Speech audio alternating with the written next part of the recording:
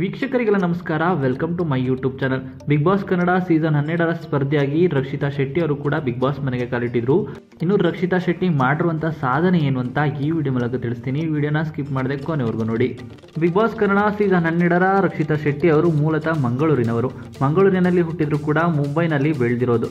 ಅಜ್ಜಿ ಮನೆ ಕರ್ನಾಟಕದಲ್ಲಿದೆ. ಆದರೆ ಕೊರೋನಾ ಟೈಮ್ನಿಂದ ವಿಡಿಯೋ ಮಾಡೋ ಸಲುವಾಗಿ ಇಲ್ಲಿಗೆ ಬಂದು ಹೋಗ್ತಿದ್ದಾರೆ. ಹೀಗಾಗಿ ಅವರು ತುಳು ಕನ್ನಡವನ್ನ ಅರ್ಧಂಬರ್ಧ ಮಾತನಾಡೋದುಂಟು. ಇನ್ನು ರಕ್ಷಿತಾ ಶೆಟ್ಟಿ ಅವರು ಏನು ಓದಿದ್ದಾರೆ ಅಂತ ಕೇಳೋದಾದ್ರೆ BBM ಓದಿದ್ದಾರೆ. ರಾಷ್ಟ್ರೀಯ ಕ್ರೀಡಾಪಟು ಕೂಡ ಆಗಿದ್ದಾರೆ. ಇನ್ನು ತುಳುನಾಡಿನಲ್ಲಿ ಬಲೆ ಬಲೆ ಎನ್ನುವುದು ಒಂದು ಎಮೋಷನಲ್ ಶಬ್ದವಾಗಿದೆ. ಹೀಗಾಗಿ ರಕ್ಷಿತಾ ಶೆಟ್ಟಿ ಅವರು ವ್ಲಾಗ್ಸ್ ಮಾಡುವಾಗ ಬಲೆ ಬಲೆ ಎನ್ನುವ ಪದವನ್ನು ಬಳಸಿದ್ರು. ಹೀಗಾಗಿ ರಕ್ಷಿತಾ ಬಲೆ ಬಲೆ ಎಂದು ಕೂಡ ಫೇಮಸ್ ಆಗಿದ್ದಾರೆ. ಇನ್ನು ರಕ್ಷಿತಾ ಶೆಟ್ಟಿ ಅವರಿಗೆ ಕನ್ನಡ ಯಾಕೆ ಅಷ್ಟು ಸ್ಪಷ್ಟವಾಗಿ ಬರೋದಿಲ್ಲ ಅಂತ ಕೇಳೋದಾದ್ರೆ ಮುಂಬೈನ ಮನೆಯಲ್ಲಿಯೂ ರಕ್ಷಿತಾ ಅವರ ಅಪ್ಪ ಅಮ್ಮ ತುಳು ಮಾತನಾಡ್ತಾರೆ. ಹೀಗಾಗಿ ರಕ್ಷಿತಾಗೆ ಕನ್ನಡ ಮಾತನಾಡೋಕೆ ಯಾರೂ ಇರಲಿಲ್ಲ. ಆದ್ರಿಂದ ಅವರು ವಿಡಿಯೋ ನೋಡಿ ಕನ್ನಡ ಕಲಿತಾ ಇರೋದು. ಎಡಿಟ್ ಮಾಡದೆ ರಕ್ಷಿತಾ ಅವರು ವಿಡಿಯೋನ ಅಪ್ಲೋಡ್ ಮಾಡುತ್ತಾರೆ. ಇದರಿಂದ ಟ್ರೋಲ್ ಕೂಡ ಆಗ್ತಾರೆ.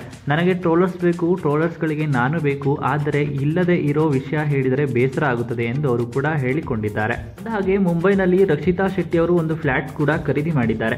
ಇಷ್ಟು ಚಿಕ್ಕ ವಯಸ್ಸಿನಲ್ಲಿ ಫ್ಲಾಟ್ ಖರೀದಿ ಮಾಡಿರೋದು ದೊಡ್ಡ ವಿಷಯವೇನಿಲ್ಲ. ಇಷ್ಟು ಚಿಕ್ಕ ವಯಸ್ಸಿಗೆ ಫ್ಲಾಟ್ ಕೂಡ ಖರೀದಿ ಮಾಡಿದ್ದಾರೆ ರಕ್ಷಿತಾ ಶೆಟ್ಟಿ ಅವರು. ಇದು ನಿಜಕ್ಕೂ ದೊಡ್ಡ ಸಾಧನೆ ಅಂತಾನೆ ಹೇಳ್ಬೋದು. ಇನ್ನು ಬಿಗ್ ಬಾಸ್ಗೆ ಬಂದು ನಾನು ಕನ್ನಡವನ್ನ ಕಲಿಬೇಕು ಅಂತ ಆಸೆಯನ್ನ ಇಟ್ಕೊಂಡಿದ್ದವಂತವರು ಬಿಗ್ ಬಾಸ್ ಮನೆಯಿಂದ ಈಗ ಆಲ್ರೆಡಿ ಎಲಿಮಿನೇಟ್ ಆಗಿದ್ದಾರೆ ಎನ್ನಲಾಗ್ತಾ ಇದೆ. ಇನ್ನು ರಕ್ಷಿತಾ ಶೆಟ್ಟಿ ಅವರು ಮುಂಬರುವ ದಿನಗಳಲ್ಲಿ ಬಿಗ್ ಬಾಸ್ ಮನೆಗೆ ಮರಳಿ ಬರ್ತಾರಾ ಅಥವಾ ಕಿಚ್ಚನ ಪಂಚಾಯಿತಿಯಲ್ಲಿ ಎಲಿಮಿನೇಟ್ ಆಗಿ ಬಿಗ್ ಬಾಸ್ ಮನೆಯಿಂದ ಹೊರ ಹೋಗ್ತಾರಾ ಅಂತ ಕಾದು ನೋಡಬೇಕಾಗಿರುವಂಥದ್ದು.